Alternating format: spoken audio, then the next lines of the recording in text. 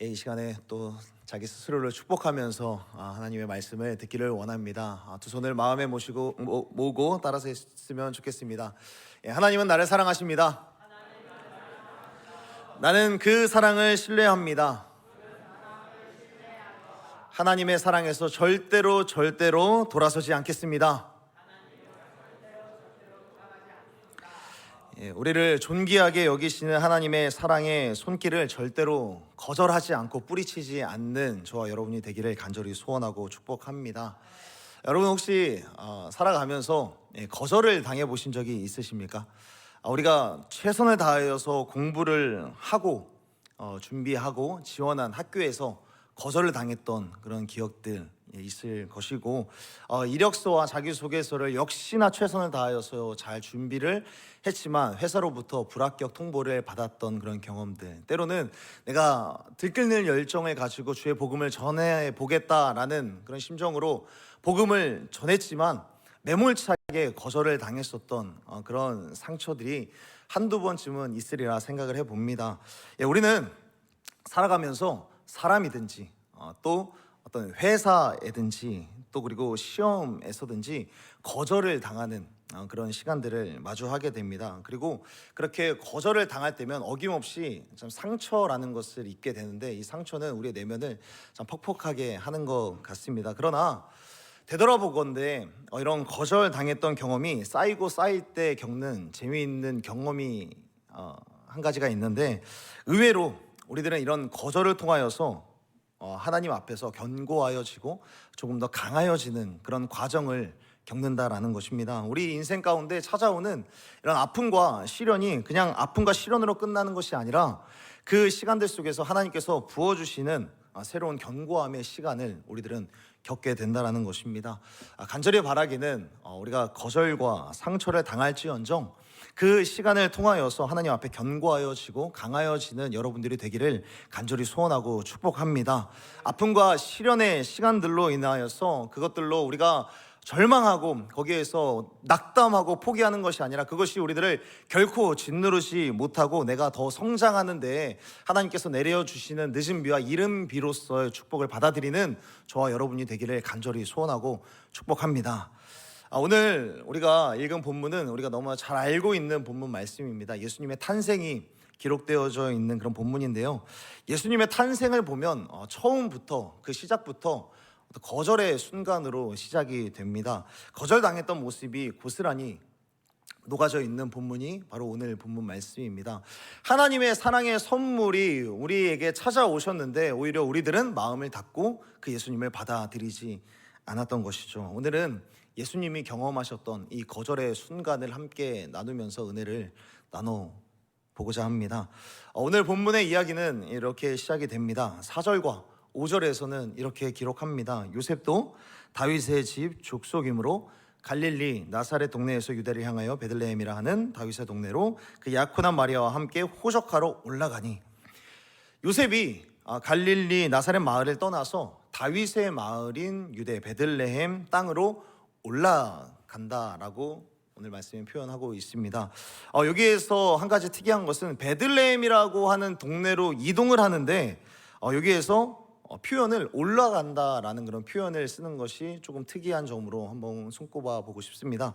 지역에서 지역을 이동하기 때문에 사실 일반적으로 올라간다라는 표현을 하지는 않죠. 그런데 올라간다라는 표현을 쓸 때 저희들은 대부분 남쪽 지역에서 북쪽 지역으로 올라갈 때 이제 올라간다라는 표현을 하지만, 나사렛과 베들레헴이라고 하는 동네는 나사렛이 비교적 북쪽에 있는 거고 베들레헴은 비교적 남쪽에 있는 도시였습니다. 그래서 나사렛에서 베들레헴이라고 하는 지역으로 갈 때에 사실 올라간다라는 표현보다 내려간다라는 표현이 조금 더 적합합니다. 그럼에도 불구하고 성경의 기자가 오늘 말씀을 통하여서 올라간다라고 하는 이 표현을 쓴 것은 실제로 남쪽이건 북쪽이건 이것을 떠나서 실제로 고도가 높은 곳을 향하여서 가고 있다라는 것을 표현을 하는 것입니다. 나사렛에서 블레셋이라고 하는 산지 지형을 계속해서 이동한다라는 것들을 표현해주고 있는 것이죠. 마리아는 성령으로 잉태했습니다. 요셉도 마리아가 성령으로 잉태되었다라는 것을 천사의 증언으로 인하여서 믿게 됩니다. 그런데 이때 인구 조사를 위해서 베들레헴으로 올라가는 것입니다. 당시에 이제 로마의 정권은 원활한 세금 징수를 위해서 모든 도시, 모든 사람들에게 인구 조사를 명령을 했습니다. 마리아와 요셉의 가문은 다윗의 후손이었기 때문에 다윗의 고향, 그들의 본적인 다윗의 고향 베들레헴으로 가야만 했던 것이죠. 우리도 본적이라고 하는 곳과 고향이 따로 있지 않습니까? 우리의 고향이라고 하는 것은 내가 실제로 태어난 곳, 그리고 본적이라는 것은 우리 가문이 태어난 곳, 거기가 이제 본적이 되는 것이죠.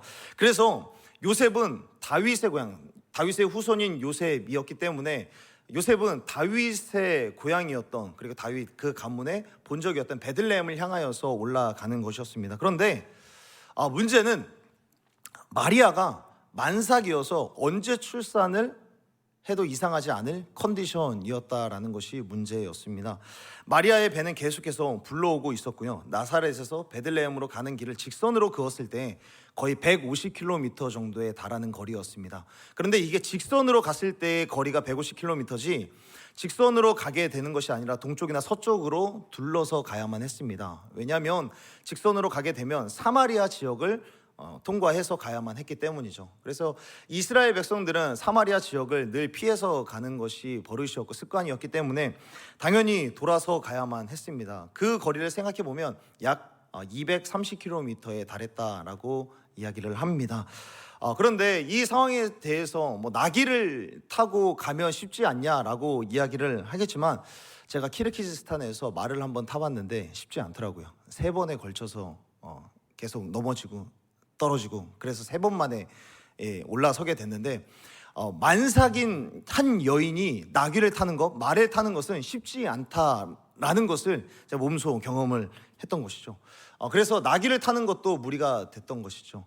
그러니까 출산을 앞두고 있는 한 여인이 230km나 되는 산지를 걸어간다라는 것은 굉장히 쉬운 문제는 아니었다는 것, 오히려 어려웠다라는 것이 지금 오늘 본문에서 기록이 되고 있는 것입니다. 그런데 더 큰 문제는 뭐냐면, 베들레헴에 여차저차 힘들게 도착을 했는데 베들레헴 입구에서부터 들려오는 수근수근 거리는 그 소리 때문에 더 힘들게 되는 것이죠. 마을에 방이 없다라는 그 소식이 마리아와 요셉을 더욱더 힘들게 했습니다. 베들레헴에 있던 여관이 모두 만실이다라는 그런 이야기를 들었습니다. 성경에서는 사실 여관이라고 표현이 되어 있지만 당시 숙박 시스템상 여관이라고 하는 것보다 민박집에 가까운 그런 형태를 갖고 있었습니다. 방이 여러 개 있는 그 가정집에서 방을 빌려주는 그런 숙박 시스템이 갖추어져 있었던 것이죠. 지금 같으면 가기 전에 스마트폰으로 에어비앤비나 호텔스 컴바인으로 예약을 하면 좋겠지만, 그 당시에 이런 게 있었겠습니까? 전화가 있었던 것도 아니고 그냥 무작정 가서 선착순으로 예약을 해야만 하는데, 그렇게 도착을 했지만 호적을 갱신하기 위해서 요셉과 마리아만 인구 조사에 참여하는 것이 아니라 다윗의 후손인 모든 사람들이 인구 조사에 응해야 됐기 때문에 베들레헴이라고 하는 동네에 모여있는 무수히 많은 사람들 때문에 그곳에 방이 없게 된 것이죠. 다른 사람의 후손도 아닌 다윗의 후손이었습니다. 사람들이 얼마나 많이 있었을까요? 베들레헴이라고 하는 지역에 다윗의 후손 모든 사람들이 다 모여 있게 된 겁니다.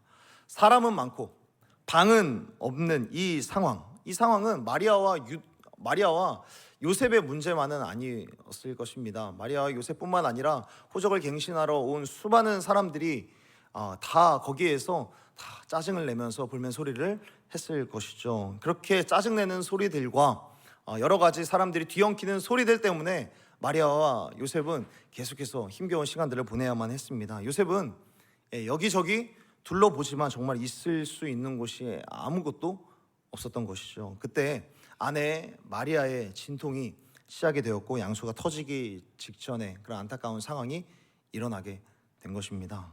요셉의 멘탈과 마리아의 멘탈은 다 무너지기 시작할 만한 그런 상황에서 6절에서 말씀합니다. 거기 있을 그때에 해산할 날이 차서 민박에는 빈방이 없고 모두 마감된 상황이고, 마리아에게서는 진통이 시작이 되고 아이가 나올 준비가 시작되었는데, 그래도 우리들이 잘 아시다시피 불행 중 다행으로 그들 가운데 한 장소를 내어준 사람이 있었습니다. 어떠한 민박집 주인 아주머니가 나오셔서 이를 딱하게 여겨서 마구간을 내어주는 것이죠.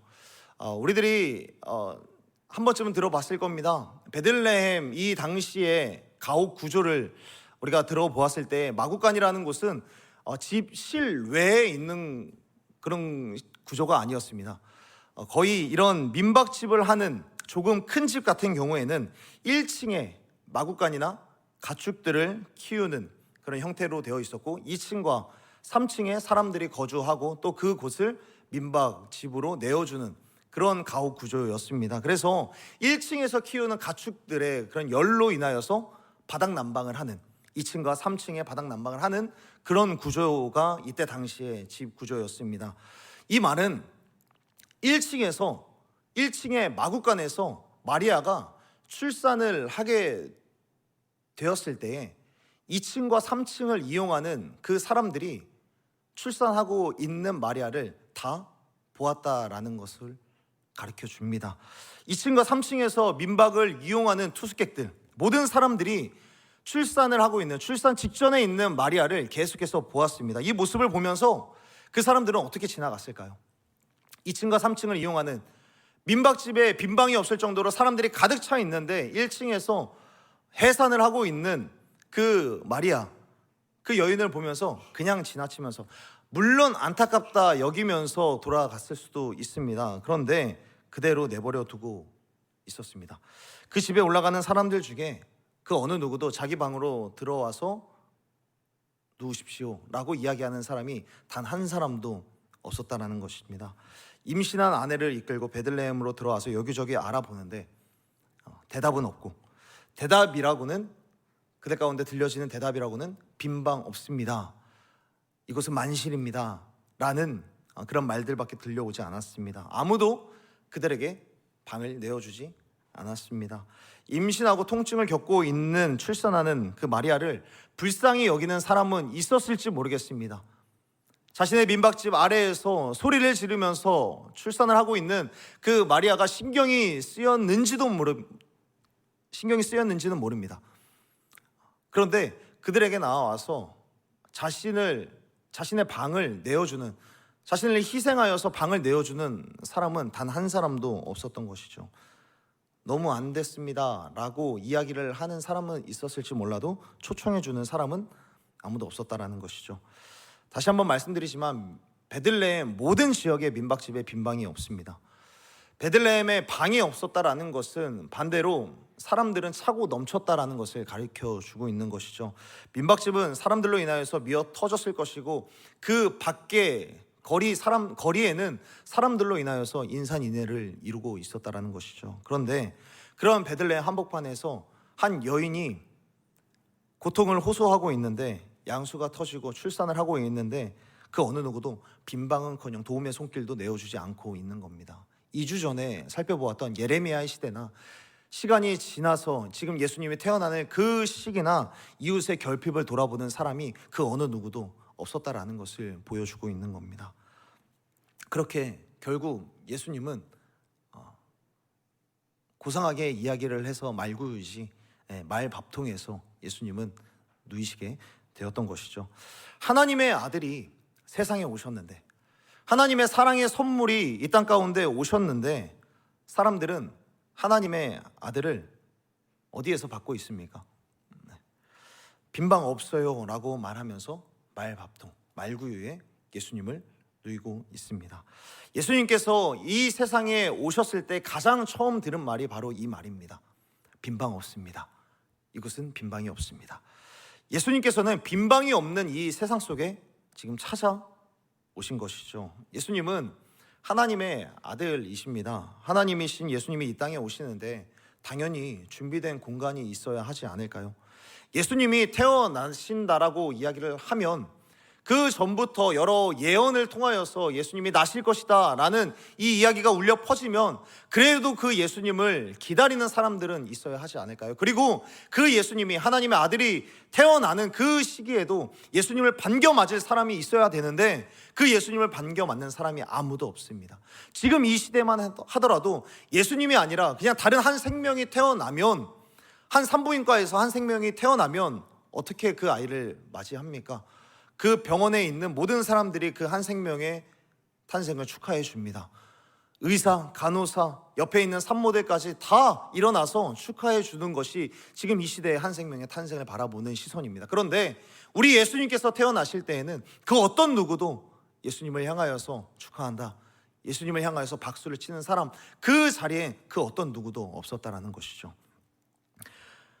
우리 예수님께서는 그렇게까지 축복받을 만한 권리가 없었던 것일까요? 사랑하는 여러분, 누구도 내어주지 않았었던 그 방, 사람들의 빈 방, 그 빈 방은 물리적인 공간을 넘어서서 마음의 공간을 보여주는 겁니다. 그분을 자신들의 집에, 자신들의 방에 초청하지 않았다라는 것은 사람들이 자신의 마음 가운데 예수님을 초청할 만한 마음의 여유가 없었다라는 것을 보여주는 것이죠. 사람들은 여러 가지 이유가 있었을 것입니다. 내가 바빠서, 다른 문제가 있어서, 내가 집중하는 또 다른 어떤 것들 때문에, 또는 그 외에 나는 누군가를 지금 미워하고 있고 지금 짜증이 나 있기 때문에 나는 예수님을 받아들일 수 있는 그런 마음의 여유가 없어, 하나님과 거리를 두고 싶어서 라는 그런 마음들도 있었을 것이고, 여러 가지 개인적인 일들이 있었을 것입니다. 그런데 그런 마음들로 인하여서 지금 하나님께로 어떤 마음의 빈 방을 내어주지 않고 있다라는 것이죠. 예수님께서 태어나신 이 마구간, 말구유, 말밥통, 이것은 그야말로 거절감의 공간이었습니다. 거절감의 공간. 사람이 어떻게 동물의 공간에서 태어날 수 있겠습니까? 상식적으로는 너무나도 부당한 일입니다. 그러나 하나님은 예수님이 태어나시는 장소로 이 말구유, 마구간을 택하셔서 예수님이 탄생하게 두셨습니다. 하나님에게는 분명히 이 거절감의 공간인 마구간을 피하여서 예수님을 태어나게끔 하실 수 있는 능력이 있으신 분이십니다. 예수님이 태어나시는데 피하려고 한다면 얼마든지 피해서 오히려 이런 초라한 곳이 아니라 호화로운 저택에서 예수님을 탄생하게끔 만드실 수 있는 분이 바로 하나님이십니다. 그런데 하나님은 거절감의 공간이 이 말구유에 그대로 예수님을 태어나게 놔두고 있습니다. 하나님께서는 지금 거절의 공간인 마구간을 지금 선택하셨고, 일부러 사람들이 거절할 수밖에 없는 그런 상황 가운데 지금 예수님의 탄생을 내버려 두고 있습니다. 베들레헴이라고 하는 곳, 사람들이 미어 터지는 그곳을 일부러 선택하셔서 하나님께서는 예수님을 태어나게 하신다라는 것입니다. 그 상황 속에 예수님을 두시고 우리 가운데 말씀하시는 것이 무엇일까요? 여러분, 하나님께서는 예수님을 왜 그 거절감의 공간 가운데 두시고 그곳에서 태어나게 만드셨을까요? 하나님께서 예수님을 그곳에 탄생하게 하신 이유는, 예수님은 우리와 같은 거절을 당하는, 거절받은 사람들을 위해서 이 땅에 오셨다라는 사실을 지금 이 말구유에서 태어나시는 예수님을 통하여서 우리 가운데 보여주시는 것이죠. 예수님이 왜 거절감의 공간에서 태어나셔야만 했느냐? 바로 거절받는 인생인, 수많은 사람들로부터 거절받는 인생인 우리들 때문에, 우리들을 싸매시기 위하여서, 그런 너희들의 아픔을 누구보다 잘 알고 있는 분이 예수 그리스도다 라는 사실을 보여주시기 위하여서 하나님은 이 거절감의 공간 가운데 예수님을 두고 있다라는 것입니다. 11절에서 말씀하고 있습니다. 11절에서 우리 11절의 말씀을 한번 같이 읽어봤으면 좋겠습니다. 11절의 말씀인데요, 다 함께 읽도록 하겠습니다. 시작. 오늘 다윗의 동네에 너희를 위하여 구주가 나셨으니 곧 그리스도 주시니라. 오늘 말씀에 따르면, 성경 기자들과 복음서에 따르면 뭐라고 기록하냐면, 그분 주위에 몰려드는 사람들은 다 거절받은 사람들이다라고 우리 가운데 말씀해주고 있습니다. 예수님이 태어나시자마자 11절 가운데 말씀해 주시는 것이 뭐냐면, 천사가 이야기하는 거예요. 너희를 위하여 구주가 나셨다, 너희를 위하여서 그리스도 주가 태어나셨다라고 말씀을 하시는데, 그렇다면 너희는 누구일까요? 천사가 이야기하고 있는 대상은 누구일까요? 바로 목자들입니다. 목자들. 여러분, 구약 성경에는 목자라고 하는 직종이 더러 등장합니다. 신약 이전에 구약 시대 때는 목자라고 하는 직종을 가진 사람들이 굉장히 많이 있었는데, 그런데 신약에 이르러서는 목자라고 하는 직업을 가진 사람들이 등장하지 않습니다. 어부라든지 상인이라든지 그리고 무역에 종사하는 사람들이 등장은 하지만 목자라고 하는 직종을 가진 사람들이 등장하지 않습니다. 목자라고 하는 이 직종은 기원전 예수님이 태어나시기 전에는 굉장히 유망한 직종이었습니다. 그러나 예수님께서 태어나시면서 어떤 나라가 세계를 호령하죠? 로마라고 하는 나라. 로마라고 하는 나라가 세계를 호령을 하면서 가장 중요하게 여겼던 것이 무엇입니까? 길을 닦습니다. 길을 닦게 되니까 산업들이 발전하게 되는 것이죠. 그러면서 목자는 자연스럽게 사양산업이 되고 말았던 것이죠. 큰 돈을 벌 수 없었던 것은 당연한 것이고, 무엇보다 독실한 유대인이 되고 싶으면 당연히 목자는 피해야만 하는 직종이었습니다. 당연히 그렇겠죠. 목자들은 양을 시시때때로 계속해서 돌봐야 되는데, 양이 오늘은 안식일이니까 오늘은 풀을 먹지 않을게요 라고 이야기하지 않는 것도 아니고, 또 늑대들이 오늘은 안식일이니까 우리들이 양을 사냥하지 않을게요 라고 이야기하는 것도 아니기 때문에, 목자들은 평일이건 안식일이건 시시때때로 날마다 풀밭에 가서 양들을 키워야만 했습니다. 그렇기 때문에 목자라는 직업, 이 직업은 독실한 유대인들 또는 그 외에 다른 사람들도 다 기피하는, 오히려 멸시천대하는 그런 직종이 되고 말았던 것이죠.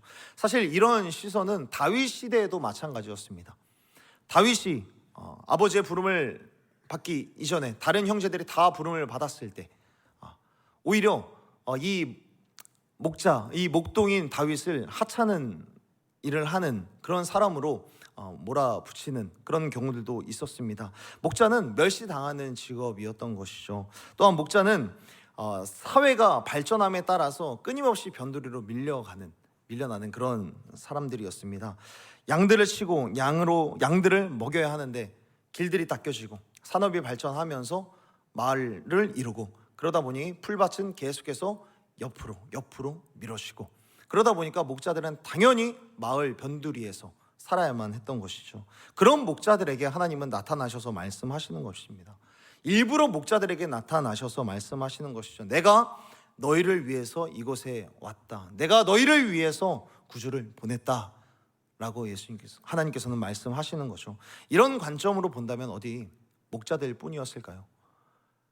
예수님께서 공생애를 시작하셨을 때 예수님 주위로 몰려들었던, 예수님께서 찾아가셨던 사람들은 어떤 사람들이었습니까? 문둥병자들이었고요, 그리고 몸을 파는 여인들, 그리고 세리와 같은 사람들이었습니다. 그럼에도 예수님은 부담없이 문둥병자들을 찾아가셨고, 그리고 그들을 만져주셨습니다. 저주받은 자라고 하는 그런 오명을 쓴 사람들이었고, 여러 가지의 색안경을 갖고 그 사람들을 보면서 세상 사람들은 문둥병자들을 다 거절했습니다. 그럼에도 불구하고 온갖 거절당하던 그들에게 나아가서 우리 예수님께서는 손을 내미셨던 것이죠. 예수님은 그들이 받았던 거절감을 너무나도 잘 이해하고 있으셨던 분입니다. 왜요?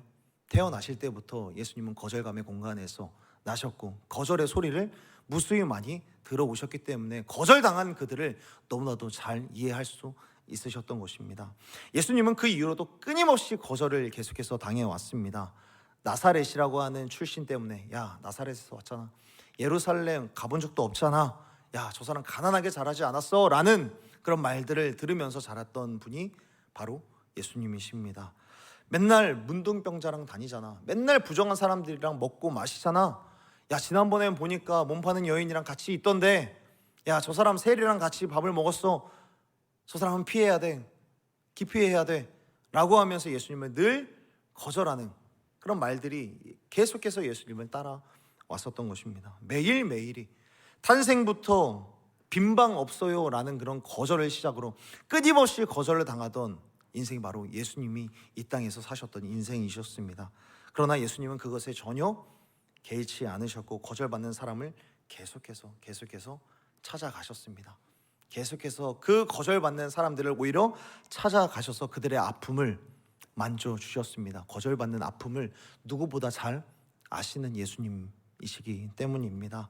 거절감이 어떤 것인지 온전히 이해하시는 예수님, 그것을 경험하고 느끼시는 예수님이시기 때문에 그들을 오히려 어루만지시기 위하여서 찾아가셨죠.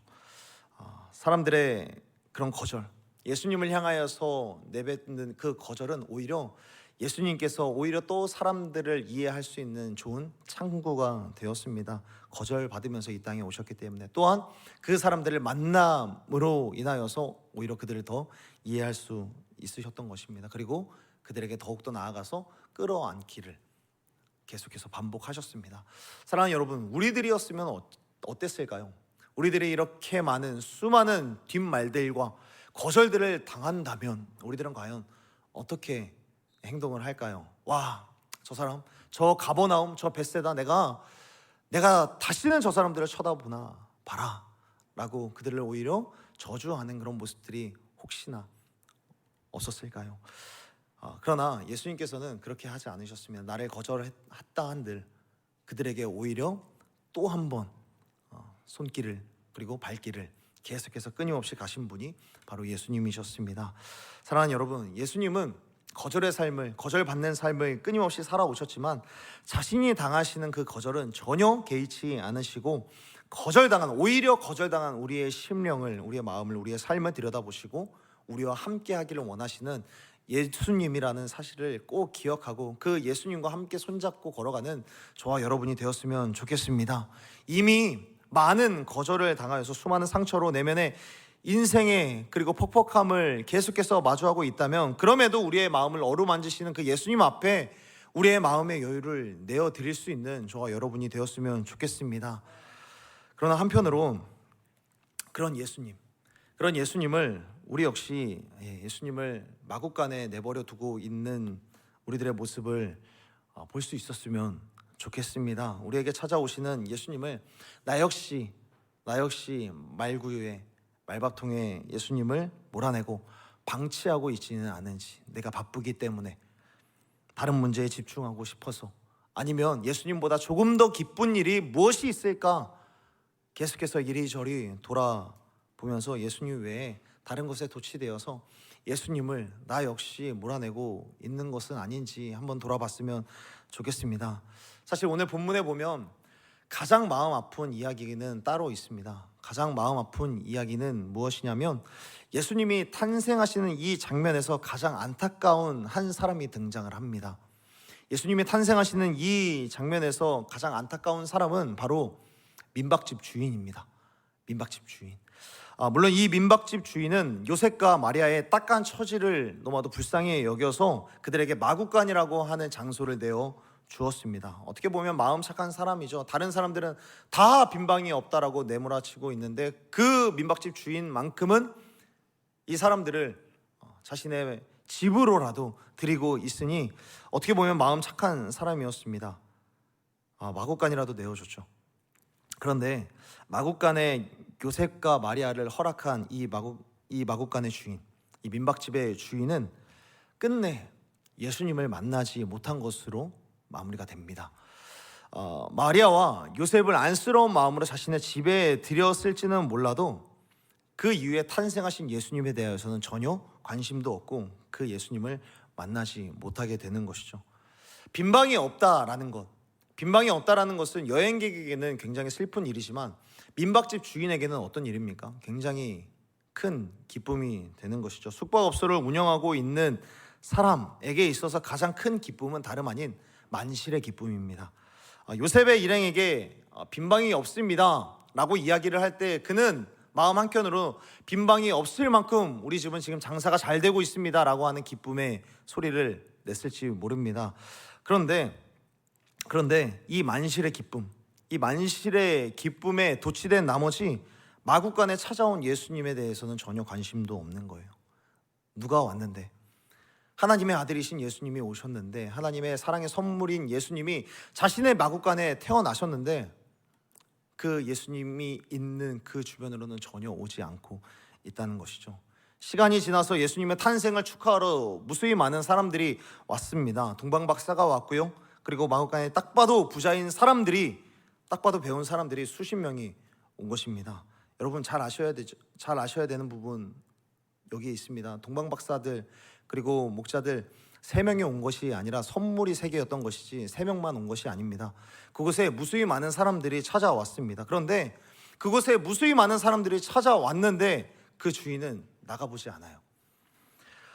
만실의 기쁨에 취해 있는 것이죠. 사람들이 무릎 꿇고 경배하고 있을 때 밖에 무슨 일이 있는지 한 번쯤은 나가서 살펴볼 법한데, 이 민박집 주인은 밖에 나가서 쳐다보지도 않고 있는 거죠.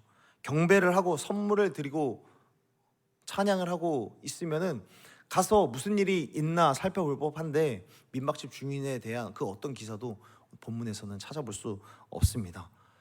C.S. 루이스라고 하는 작가는, 그리고 또 신학자는 이야기를 합니다. 사단은 최고의 기쁨을 놓치게 하려고 작은 기쁨을 준다라고 이야기를 합니다. 사단은 최선의 것을 막을 수 있다면, 최선의 것을 막을 수 있다면 언제든지 차선의 기쁨을 줄 수 있다라고 이야기를 합니다.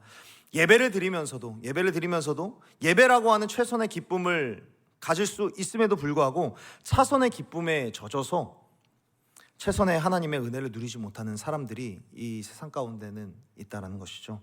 예배를 드리면서 가장 큰 기쁨의 그 은혜를 누리는 대신 다른 것들에 집중하여서 기쁨을 누리지 못하는 그런 경우들도 있다라는 것. 마치 크리스마스 이브에 들뜬 분위기에 취해서 예수님을 놓쳐버리는 그런 사람처럼 최고의 선물인 예수 그리스도를 놓치는 그런 경우가 우리들 가운데 너무나도 많이 있다라는 것입니다.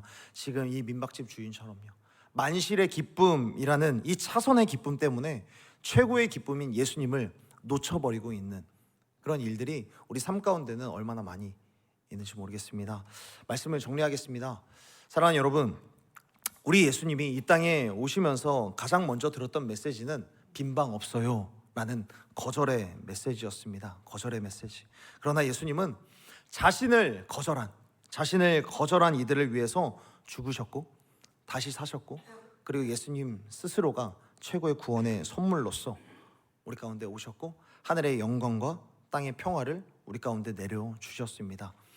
오시자마자 받으셨던 그 거절의 메시지였지만, 거절의 메시지를 내뱉은 그 사람들을 위하여서 자신이 몸소 죽으셨고 우리 가운데 평화를 내려주셨습니다. 그리고 그 영광과 평화를 오늘을 사는 우리들에게도 주시기 위하여서 우리들에게 손 내밀고 있습니다.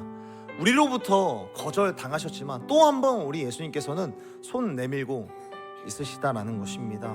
또 한 번 손을 내밀면서 너를 구원하기 위하여서, 지금도 내가 너와 함께하기 위해서 내가 지금 너에게 왔어 라고 지금도 우리 예수님께서는 우리 가운데 손을 내밀고 있습니다. 너는 나를 거절할지 모르지만, 너가 또 한 번 나를 거절할지 모르지만 나는 끊임없이 너를 찾아갈 거고, 나는 너에게 끊임없이 어필을 할 거야. 그러므로 너는 나에게서 벗어날 수 없고 너는 나에게서 끊어질 수 없어 라고 우리 예수님께서는 오늘도 우리 가운데 말씀하시는 하나님이십니다. 이제 그 예수님을 우리가 거절하지 않았으면 좋겠습니다. 거절하지 않고 그 예수님을 우리 마음에 마구간에라도, 우리 마음 가운데 있는 가장 큰 방을 내어주면 너무나도 좋겠죠. 그런데 일단은 먼저 내가 살고 있는 그 집 안에 우리 예수님을 드리고, 그리고 내 마음의 왕의 보좌 그 위에 예수님을 앉히고 그 예수님과 함께 살아갈 수 있는 저와 여러분이 되었으면 좋겠습니다. 사랑하는 여러분, 우리에게 있어서 최고의 영광은 예수님과 함께하는 삶입니다. 최고의 영광이 되시는, 최고의 기쁨이 되시는 그 예수님께 집중하기 위하여서 땅에 있는 것들은 잠시 내려놓을 수 있는 저와 여러분이 되었으면 좋겠습니다. 그분께 집중하기 위하여서, 그 예수님께 집중하기 위하여서 될 수 있다면 사실 사역의 즐거움도, 관계의 기쁨도, 취업도 중요하지만 잠시 내려놓고 주님께 나의 믿음의 시선을 다 집중할 수 있는 저와 여러분이 되었으면 좋겠습니다. 그리고 준비되어지고 있는 수련회 가운데도 우리가 예수님과 만나기 위하여서, 예수님과 누리는 그 최고의 기쁨을 누리기 위하여서 우리가 잠시 내려놓을 것들은 내려놓고 예수님께로 나아가서 예수님께 우리의 마음의 주인의 그 자리를 내어놓을 수 있는 저와 여러분이 되었으면 좋겠습니다. 우리 이번 함께 찬양했으면 좋겠습니다. 이 시간에 찬양할 때에 나에게 찾아오시는 주님, 나에게 찾아오셔서 손 내미시는 그 주님의 손길을 우리가 기다립니다. 주님, 내게 손 내미시는 그 주님의 손길을 내가 느끼게 하시고 그 주님의 손길을 내가 붙들고 주님을 나의 방으로 맞아들이고 주님과 함께 동행하며 나아갈 수 있는 내가 되게 하여 주시옵소서라고 함께 기도하는 마음으로 찬양했으면 좋겠습니다.